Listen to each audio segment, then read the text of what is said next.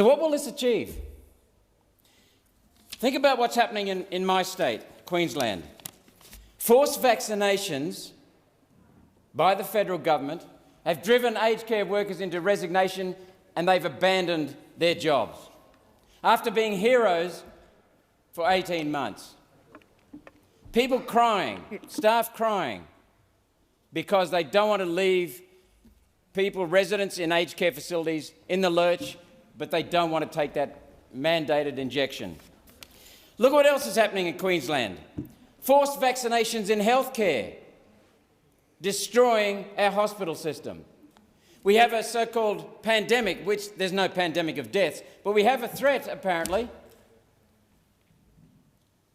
And the response from the state government is to destroy its own health system. A Labor state government destroying healthcare.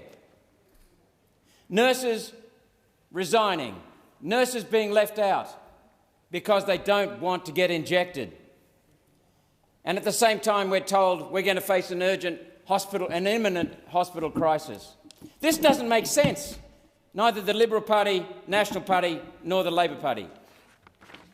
We have in Queensland, at a time when there's increasing load on the police to enforce capricious lockdown and other restrictions in Queensland, we're taking police off duty to do those jobs, and at the same time standing aside police officers because they won't get injected. We're threatening people in our emergency services workers, aged care, teaching, nurses, doctors, police, NDIS workers, fireys. We're threatening them with sacking them so they can't feed their kids because we're going to go against a 3,000-year-old principle of doctor-patient confidentiality, privacy, and bodily autonomy. So it doesn't matter whether we look at this mob or this mob. You're both reckless and dishonest. So I ask you again, what will this achieve? The Labor Party is full of talk, but no action. You've got 2 or 3 months to an election. Where's your plan? Where is your plan?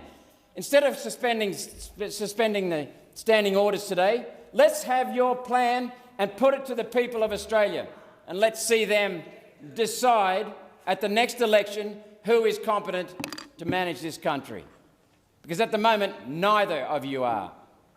And that's why we keep saying to people, put the majors last. Because in 70 years, you have destroyed this country.